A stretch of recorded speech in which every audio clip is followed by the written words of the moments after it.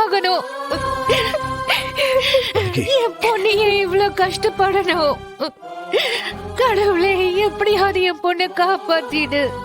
எல்லார்கிட்டயும் மனசு நோகாம அன்பா நடந்துக்கணும்னு நினைக்கிறவளுக்கு இப்படி ஒரு நிலைமை வந்துருச்சு. அவளை இப்படி பார்க்க முடியலையே.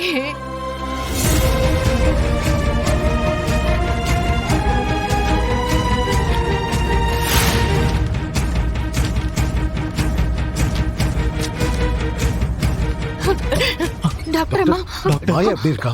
உயிருக்கு ஒன்னும் ஆபத்து இல்லையே? உயிருக்கு எந்த ஆபத்தும் இல்ல. தலையிலயும் கால்லயும் பயங்கரமா அடிபட்டிருக்கு. பிளட் நிறைய லாஸ் ஆயிருக்கு.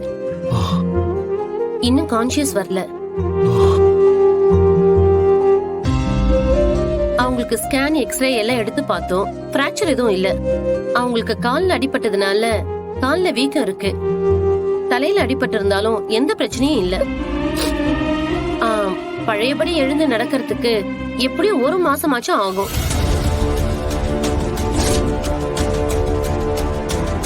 அவங்க கண் முழிக்கிறதுக்கு இன்னும் 12 hours ஆகும்.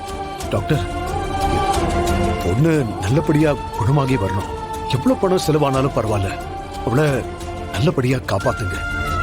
கண்டிப்பா சார், உங்களோட கேர். அவங்க பழையபடி குணமாகி வந்துருவாங்க, கவலைப்படாதீங்க. டாக்டர், நான் போய் பார்க்கலாமா? இப்ப வேண்டாம், கான்சியஸ் வந்துட்டோம், அப்புறமா போய் பாருங்க. ஓகே? அவளுக்கு எதுவும் ஆகாதுடா.